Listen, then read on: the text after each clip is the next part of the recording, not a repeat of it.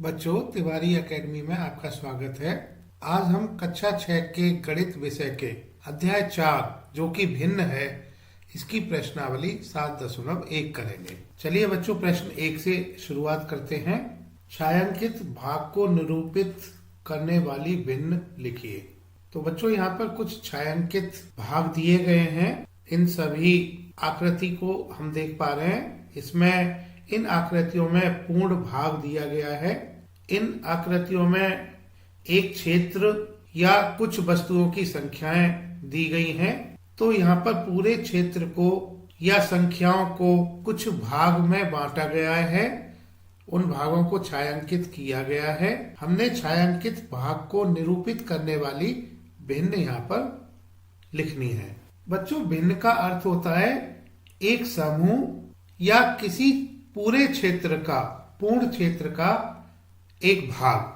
तो बच्चों, जैसे कि यहाँ पर एक हम उदाहरण ले लेते हैं। 4/9 ये एक भिन्न है। यह भिन्न बच्चों पूर्ण का एक भाग निरूपित करती है। जैसे बच्चों, यहाँ पर पहली आकृति में यह पूर्ण एक क्षेत्र है, त्रिभुज के आकार का क्षेत्र। दूसरी आकृति में यह आयताकार पूर्ण क्षेत्र है। तीसरी आकृति में यहाँ पर ये वस्तुएं दी गई हैं, कुछ गेंदें दी गई हैं। तो तीसरी आकृति में गेंदों का समूह दिया गया है। तो यहाँ पर पूर्ण से मतलब ये त्रिभुज का पूरा क्षेत्र पहली आकृति में। दूसरी आकृति में पूर्ण का मतलब ये पूरा आयत। तीसरी आकृति में गेंदों का समूह। तो बच्चों, भिन्न वह संख्या होती है जो एक पूर्ण का भाग निरूपित करती है। अब यहाँ पर 4/9 का मतलब यह है कि पूर्ण को 9 भाग में विभाजित बराबर बराबर किया गया है। और 4 यह वह संख्या है जो कि सभी 9 बराबर भागों से लिए गए हैं। अब जैसे कि प्रथम आकृति में पूर्ण एक त्रिभुज है। इसके बराबर भाग 4 बराबर भाग किए गए हैं और इन बराबर भागों में से 2 भाग को छायांकित किया गया है। अब बच्चों, छायांकित भाग को निरूपित करने वाली भिन्न हमें लिखना है। तो यह प्रथम आकृति के लिए 2/4 होगा। तो यहाँ पर पूर्ण को यानी त्रिभुज को 4 बराबर भागों में बांटा गया है और इन 4 बराबर भागों में से 2 छायांकित भाग हैं। तो छायांकित भाग को निरूपित करने वाली भिन्न 2/4 होगी। तो बच्चों, भिन्न का अर्थ एक समूह का अथवा एक क्षेत्र का एक भाग होता है। यहाँ पर बच्चों, भिन्न 2/4 में 2 को हम अंश कहते हैं और 4 को हर कहते हैं। अब हम इसी तरह से इस प्रश्न के अन्य भागों को करेंगे। द्वितीय आकृति में एक आयत पूर्ण को व्यक्त करेगा और इस पूर्ण के 9 बराबर भाग किए गए हैं। तो यहाँ पर 9 हर होगा और इसमें से जो छायांकित भाग हैं वह 8 हैं। तो छायांकित भागों को हम अंश लिखेंगे। तो यह भिन्न 8/9 होगी। आयत का मतलब पूर्ण। इस पूर्ण के 9 भाग किए गए हैं और छायांकित भाग 8 हैं। तो अंश 8 होगा, हर 9 होगा इस भिन्न के लिए। तो छायांकित भाग को निरूपित करने वाली भिन्न द्वितीय आकृति के लिए 8/9 होगी। अब बच्चों, तीसरी आकृति में यहाँ पर वस्तुओं का समूह दिया गया है। इसको हम पूर्ण मानेंगे। अब ये वस्तुओं का समूह अगर इसको हम गिने तो ये 8 हैं। हर में 8 आएगा और इसके छायांकित किए गए गेंदें 4 हैं। तो अंश 4 आएगा। तो भिन्न इस तीसरी आकृति के लिए छायांकित भाग को निरूपित करने वाली भिन्न 4/8 होगी। अब चौथी आकृति में हम देख पा रहे हैं इस गोलाकार आकृति को बराबर बराबर भागों में बांटा गया है। तो ये पूरी गोलाकार क्षेत्र पूर्ण होगा जिसको कि 4 बराबर भागों में बांटा गया है। तो हर 4 होगा और इसका छायांकित भाग, एक भाग छायांकित है तो अंश को हम 1 लेंगे। इस तरह से इस आकृति के लिए भिन्न 1/4 होगी।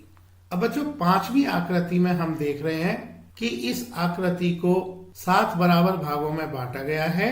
1 2 3 4 5 6 7। तो हर को हम 7 लेंगे। अंश के लिए हम छायांकित भागों को, ये जो बराबर छायांकित भाग हैं, इनको गिनेंगे।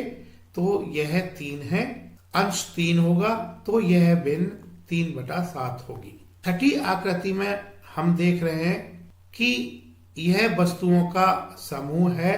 अब ये इन वस्तुओं के समूह को हम पूर्ण मानेंगे और यह समूह को अगर हम गिने तो ये 12 वस्तुओं का समूह है। बराबर 12 एक जैसी वस्तुएं हैं, तो हर 12 होगा।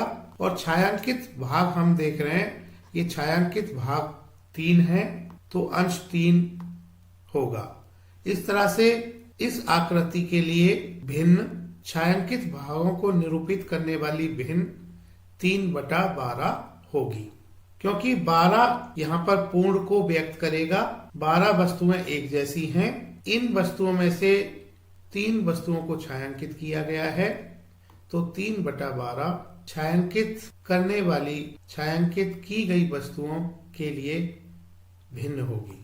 अब अगली आकृति में बच्चों हम देख रहे हैं कि यह 10 पेंसिलों का समूह है। 10 पेंसिलें एक जैसी हैं, तो यहाँ पर हर 10 होगा। और यहाँ पर हम देख रहे हैं कि इन सभी पेंसिलों को छायांकित किया गया है, तो अंश 10 लेंगे। इस तरह से भिन्न 10/10 होगी। 8वीं आकृति में हम देख रहे हैं कि एक समकोण त्रिभुज का क्षेत्र यह पूर्ण होगा और इसके बराबर भाग हम अगर इसको गिने तो 1 2 3 4 5 6 7 8 9। इस त्रिभुज को 9 बराबर भागों में बांटा गया है, हर 9 होगा। अंश के लिए हम छायांकित भागों को गिनेंगे, तो यह 1 2 3 4 छायांकित भाग हैं। तो छायांकित भागों को निरूपित करने वाली भिन्न 4/9 होगी। बच्चों यहाँ पर अगली आकृति ये पूरी बनी हुई नहीं है। इस आकृति को हम पूर्ण आकृति पहले बना लेते हैं, इसमें त्रुटि है। तो बच्चों ये आकृति होगी और इस आकृति में हम देख रहे हैं कि पूरे क्षेत्र को 8 बराबर भागों में बांटा गया है। तो बच्चों हर यहाँ पर 8 होगा और अंश के लिए छायांकित भागों को गिनेंगे, तो यह छायांकित भाग 1 2 3 4 छायांकित भाग हैं। तो छायांकित भागों को निरूपित करने वाली भिन्न 4/8 होगी। इस प्रश्न की अंतिम आकृति को हम देख रहे हैं कि पूरे क्षेत्र को 2 बराबर भागों में बांटा गया है, तो हर 2 होगा और अंश, क्योंकि इसका एक भाग को छायांकित किया गया है, तो अंश 1 होगा। तो इस तरह से छायांकित भाग को निरूपित करने वाली इस आकृति के लिए भिन्न 1/2 होगी। प्रश्न 2, दी हुई भिन्न के अनुसार भागों को छायांकित कीजिए। तो बच्चों यहाँ पर 5 आकृतियां दी गई हैं। इन 5 आकृतियों में हमने भिन्न के अनुसार भागों को छायांकित करना है। पहले भाग में भिन्न दी गई है 1/6। तो यहाँ पर इस आकृति में हम देख रहे हैं कि इस पूरे क्षेत्र को, इस गोल क्षेत्र को 6 बराबर भागों में बांटा गया है। तो कुल भाग 6 हैं, क्योंकि इस भिन्न में हर 6 है और अंश 1 है। तो हमने 6 बराबर भागों में से एक भाग को छायांकित करना है। तो किसी भी एक भाग को हम छायांकित कर देते हैं। बच्चों अगर हम भाग 2 को देखें, इसमें भिन्न दी गई है 1/4, तो इसमें हर 4 है और अंश 1 है। तो इसका मतलब ये हुआ कि 4 बराबर भागों में से हमने एक भाग को छायांकित करना है। तो ये दूसरी आकृति में हम त्रिभुज देख रहे हैं, इसके 4 बराबर भागों में से एक भाग को छायांकित करना है। भाग 3 में बच्चों भिन्न दी गई है 1/3, तो यहाँ पर हर 3 है और अंश 1 है। अब बच्चों हर 3 है, इसका मतलब 3 बराबर भाग पूर्ण क्षेत्र के होंगे और उसमें से एक भाग को हमने छायांकित करना है। तो ये आकृति 3 में हम देख रहे हैं 3 बराबर भाग में से एक भाग को छायांकित करना है। बच्चों, हम किसी भी भाग को छायांकित कर सकते हैं, लेकिन हमें एक भाग को छायांकित करना है प्रश्न के तीसरे भाग के लिए। प्रश्न का चौथा भाग 3/4 भिन्न 3/4 है। तो यहाँ पर हर 4 होगा, यानी क्षेत्र के 4 बराबर भाग होंगे और अंश 3 है। तो 4 बराबर भागों में से 3 भागों को छायांकित करना है। इस प्रश्न का अंतिम भाग भिन्न दी गई है 4/9, तो यहाँ पर हर 9 होगा और अंश 4 होगा। तो पूर्ण क्षेत्र को यानी पूरे क्षेत्र को 9 बराबर भागों में विभाजित किया गया है और उसके 4 भाग को छायांकित करना है। तो कुल बराबर भागों में से 4 भागों को छायांकित करना है और यह बराबर भाग 9 भाग हैं। तो कुल 9 बराबर भागों में से इसके 4 भागों को छायांकित करना है। प्रश्न 3, निम्न में यदि कोई गलती है तो पहचानिए। तो बच्चों, पहली आकृति में भिन्न दी गई है 1/2, तो इसका मतलब ये हुआ कि इसमें हर 2 है और अंश 1 है। तो बच्चों, हर 2 का मतलब कि पूर्ण यानी पूरे क्षेत्र को 2 बराबर भागों में बांटा गया है और इसमें से अंश 1 का मतलब एक भाग को छायांकित करना है। तो यहाँ पर पहली आकृति में हम देख रहे हैं कि इसको 2 बराबर भागों में नहीं विभाजित किया गया। यदि यह आकृति 2 बराबर भागों में विभाजित होती और एक भाग को छायांकित किया होता तो यह भिन्न को प्रदर्शित करती। तो यह 1/2 छायांकित भाग को प्रदर्शित करने वाली भिन्न नहीं है। इसी तरह से हम दूसरी आकृति को अगर देखें तो इस आकृति को भी बराबर भागों में नहीं विभाजित किया गया है, क्योंकि इसमें भिन्न दी गई है 1/4, तो इसके लिए हर 4 है और अंश 1 है। अगर इस आकृति को 4 बराबर भागों में विभाजित किया होता और उसमें से एक बराबर वाले भाग को छायांकित किया होता तो यह छायांकित भाग को निरूपित करने वाली भिन्न होती। बच्चों, अगर हम तीसरी आकृति को देखें, क्योंकि यहाँ पर भिन्न दी गई है 3/4 और इसमें 4 हर है और अंश 3 है, तो इसका मतलब पूर्ण क्षेत्र को 4 बराबर भागों में बांटा जाना चाहिए और इसके 3 बराबर भागों को छायांकित किया जाना चाहिए।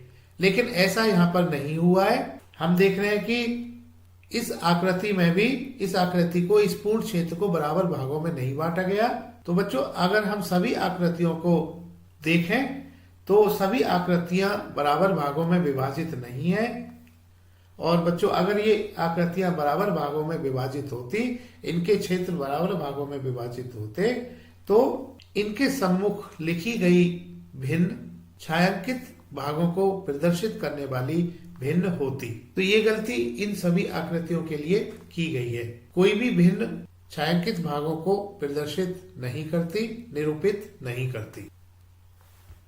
प्रश्न 4, 8 घंटे एक दिन की कौन सी भिन्न है? बच्चों, एक दिन का मतलब कितना घंटा होता है? क्योंकि एक दिन 24 घंटे के बराबर होता है, तो 8 घंटे एक दिन की कौन सी भिन्न है? तो यहाँ पर अंश 8 घंटा होगा और हर 24 घंटे होंगे, क्योंकि एक दिन को हम यहाँ पर पूर्ण मानेंगे और इसको 24 बराबर भागों में बांट लेते हैं और इसके 8 बराबर भाग इसको हम अंश कह सकते हैं और 24 बराबर भाग को हम हर कह सकते हैं। तो 8 घंटे एक दिन की कौन सी भिन्न होगी? तो इसके लिए जो भिन्न होगी अंश बटा हर, अंश 8 होगा, हर 24 होगा। तो इसको अगर हम सरल करें तो यह आ जाता है, क्योंकि बच्चों 24 को हम 8 गुणा 3 लिख सकते हैं, तो ये इस तरह से 1/3 आ जाता है। तो भिन्न इसके लिए 1/3 होगी। प्रश्न 5, 40 मिनट 1 घंटे की कौन सी भिन्न है? बच्चों, यहाँ पर क्योंकि 1 घंटे का मतलब 60 मिनट होता है। 40 मिनट 1 घंटा मतलब 60 मिनट की कौन सी भिन्न है? तो यहाँ पर अंश 40 मिनट लेंगे और हर 60 मिनट लेंगे। तो इस प्रश्न के लिए भिन्न अंश बटा हर 40/60 होगी। और इसको अगर हम सरल करें तो 40 को हम 20 × 2 लिखेंगे और 60 को हम 20 × 3 लिखेंगे। तो ये सरल करने से भिन्न 2/3 हो जाती है। प्रश्न 6, आर्या, अभिमन्यु और विवेक एक साथ बांटकर खाना खाते हैं। आर्या 2 सैंडविच लेकर आता है, एक सब्जी वाला और दूसरा जैम वाला। अन्य 2 लड़के अपना खाना लाना भूल गए। आर्या अपने सैंडविचों को उन दोनों के साथ बांटकर खाने को तैयार हो जाता है ताकि प्रत्येक व्यक्ति को प्रत्येक सैंडविच में से बराबर भाग मिले। भाग ए, आर्या अपनी सैंडविचों को किस प्रकार बांटे कि प्रत्येक को बराबर भाग मिले। भाग 2, प्रत्येक लड़के को एक सैंडविच का कौन सा भाग मिलेगा। बच्चों, इस प्रश्न में कहा गया है कि आर्या, अभिमन्यु और विवेक तीनों दोस्त हैं। आर्या 2 सैंडविच लेकर आया हुआ है और दोनों लड़के अपना खाना लाना भूल गए हैं। तो आर्या का खाना यानी उसके जो 2 अलग अलग सैंडविच हैं, प्रत्येक सैंडविच को वह अपने दोस्तों में बांटेगा, यानी खुद भी खाएगा और अपने दोस्त को भी खिलाएगा। 2 दोस्त हैं तो खुद को मिला के यानी ये तीनों में ये सैंडविच बटेंगी। तो हमने सैंडविच के 3 बराबर भाग करने होंगे क्योंकि प्रत्येक सैंडविच को बांटना है। 2 तरह की सैंडविच हैं, एक सब्जी वाली और एक जैम वाली। तो प्रत्येक सैंडविच को 3 बराबर भागों में बांटना होगा।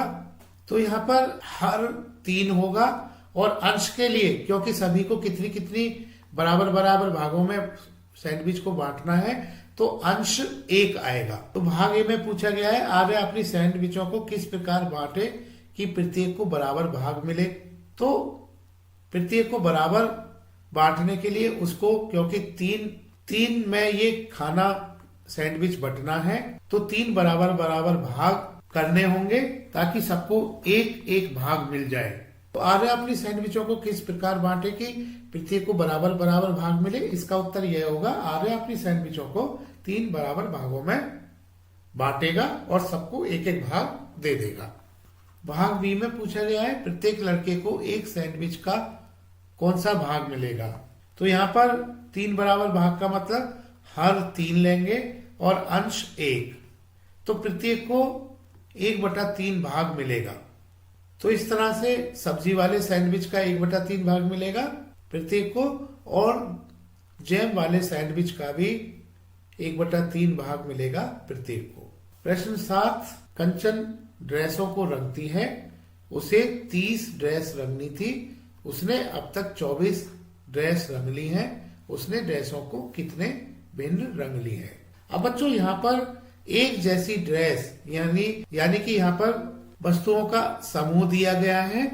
30 एक जैसे वस्तुओं का समूह और उन एक जैसे समूह में से 20 यहाँ पर उसने रंग ली है 20 ड्रेस। तो कुल 30 ड्रेस एक जैसी हैं, इसको हम पूर्ण मानेंगे। इसके बराबर बराबर भाग 30 हैं और इसमें से 20 एक जैसे भागों को रंग लिया है। तो कहने का मतलब यह है कि भिन्न का जो हर होगा यह 30 होगा और अंश 20 होगा। तो उसने ड्रेसों को कितने भिन्न रंग ली है, इसके लिए भिन्न 20/30 होगी क्योंकि 30 एक जैसी ड्रेस रंगनी थी, उसमें से 20 ड्रेसों को उसने रंग लिया है तो भिन्न 20/30 होगी। इसको सरल कर लेते हैं। 20 को हम 10 × 2 लिखेंगे और 30 को हम 10 × 3 लिखेंगे। सो 10 से 10 यहाँ पर कट जाएगा। तो इस तरह से यह भिन्न 2/3 होगी। प्रश्न 8, 2 से 12 तक की प्राकृत संख्याएं लिखिए। अभाज्य संख्याएं इनकी कौन सी भिन्न है। तो बच्चों पहले हम 2 से 12 तक की प्राकृत संख्याएं लिख लेते हैं। बच्चों यह प्राकृत संख्याएं 2, 3, 4, 5, 6, 7, 8, 9, 10, 11, 12 होंगी। अभाज्य संख्याएं इनकी कौन सी भिन्न है? तो 2 से 12 तक की प्राकृत संख्याओं में से हमने अब देखनी होंगी कि अभाज्य संख्याएं क्या क्या हैं, इनको हम लिख लेते हैं। तो बच्चों यहाँ पर अभाज्य संख्याएं 2, 3, 5, 7 और 11 होंगी। अभाज्य संख्याएं वे होती हैं जो स्वयं से विभाजित होती हैं। तो पूछा गया कि अभाज्य संख्याएं इनकी कौन सी भिन्न है, तो हम यहाँ पर 2 से 12 तक की कुल प्राकृत संख्याएं कितनी है इनको गिन लेते हैं। तो 1, 2, 3, 4, 5, 6, 7, 8, 9, 10, 11। 11 2 से 12 तक की प्राकृत संख्याएं हैं। अब इन प्राकृत संख्याओं में से अभाज्य संख्याएं हम देख लेते हैं, गिन लेते हैं कितनी है। 1, 2, 3, 4, 5। तो इसका मतलब यह हुआ अभाज्य संख्याओं की भिन्न के लिए यहाँ पर हर 11 होगा, क्योंकि इन 11 संख्याओं में से हमने अभाज्य संख्याएं देखनी है और अंश यहाँ पर 5 होगा। 5 अभाज्य संख्याएं हैं इन 11 संख्याओं में से। तो इसके लिए जो भिन्न होगी अभाज्य संख्याओं के लिए भिन्न 5/11 होगी, क्योंकि 11 कुल प्राकृत संख्याओं में से 5 प्राकृत संख्याएं ऐसी हैं जो कि अभाज्य हैं। तो इस प्रश्न का उत्तर 5/11 होगा। प्रश्न 9, 102 से 113 तक की प्राकृत संख्याएं लिखिए। अभाज्य संख्याएं इनकी कौन सी भिन्न है? तो बच्चों यह प्रश्न भी प्रश्न 8 की तरह है। पहले हम 102 से 113 तक की प्राकृत संख्याएं लिख लेते हैं। तो यह है 102, 103, 104, 105, 106, 107, 108, 109, 110, 111, 112, 113। अब इनको हम गिन लेते हैं कितनी संख्याएं हैं ये। 1, 2, 3, 4, 5, 6, 7, 8, 9, 10, 11, 12। तो 12 कुल संख्याएं हैं। तो भिन्न के लिए यहाँ पर हर 12 होगा और इनमें से कितनी संख्याएं अभाज्य संख्याएं हैं। तो इन अभाज्य संख्याओं को लिख लेते हैं। तो ऐसी अभाज्य संख्याएं 103, 107, 109 और 113 होंगी। तो यहाँ पर कुल अभाज्य संख्याएं 1, 2, 3, 4 अभाज्य संख्याएं हैं। तो अंश यहाँ पर 4 होगा। तो इस प्रश्न के लिए भिन्न अंश बटा हर, हमने 102 से 113 की कुल प्राकृत संख्याएं 12 में से अभाज्य संख्याएं 4 अभाज्य संख्याएं हैं। तो भिन्न 4/12 होगी। इसको हम 4 गुणा 1 और 12 को हम 4 गुणा 3 लिख लेते हैं। तो यह भिन्न सरल करके 1/3 हो जाती है। प्रश्न 10, इन व्रतों की कौन सी भिन्न में x है? बच्चों यहाँ पर हम देख लेते हैं, इन व्रतों को गिन लेते हैं कितने हैं। तो ये कुल व्रत, एक जैसे व्रत, ये व्रतों का समूह है, इसको हम पूर्ण मानेंगे। तो यहाँ पर ये जो समूह है 8 व्रतों का समूह है। तो कुल व्रतों की संख्या 8 है और x वाले व्रतों की संख्या हम देख रहे हैं कि 4 हैं। तो एक जैसे 8 व्रतों में से 4 व्रत x वाले व्रत हैं। तो x वाले व्रतों को निरूपित करने वाली भिन्न 4/8 होगी, क्योंकि 8 एक जैसे व्रतों में से x वाले व्रत 4 हैं। तो भिन्न 4/8 होगी। अब बच्चों 4 को हम 4 गुणा 1 लिख सकते हैं और 8 को हम 4 गुणा 2 लिख सकते हैं। तो इस तरह से 4/8 को सरल करें तो यह 1/2, तो भिन्न 1/2 होगी। प्रश्न 11, क्रिस्टिन अपने जन्मदिन पर एक सीडी प्लेयर प्राप्त करती है। वह तब से सीडी इकट्ठी करना प्रारंभ कर देती है। वह 3 सीडी खरीदती है और 5 सीडी उपहार के रूप में प्राप्त करती है। उसके द्वारा खरीदी गई सीडीओ की संख्या कुल सीडी की संख्या की कौन सी भिन्न है? तो बच्चों यहाँ पर हम देख रहे हैं कि सीडी की कुल संख्या 8 होगी, क्योंकि 3 सीडी वह खरीदती है और 5 सीडी उपहार के रूप में प्राप्त करती है। तो सीडी की कुल संख्या 3 धन 5 यह 8 होगी। अब हमने एक भिन्न बतानी है, उसके द्वारा खरीदी गई सीडी की संख्या कुल सीडी की संख्या की कौन सी भिन्न है। प्रश्न में दिया गया है खरीदी गई सीडी की संख्या 3 है। तो हमने भिन्न बतानी है, खरीदी गई सीडी की संख्या कुल सीडी की संख्या की कौन सी भिन्न है। खरीदी गई सीडी की भिन्न, क्योंकि कुल सीडी 8 है तो हर 8 होगा, और खरीदी गई सीडी 3 है तो अंश 3 होगा, तो खरीदी गई सीडी की भिन्न 3/8 होगी। और यही अगर पूछा गया होता उपहार में मिली सीडी की भिन्न क्या होगी, तो इसके लिए कुल संख्या यानी 8 में से उसको उपहार में 5 सीडी मिली है, तो यह भिन्न 5/8 होगी। बच्चों, तिवारी एकेडमी देखने के लिए धन्यवाद।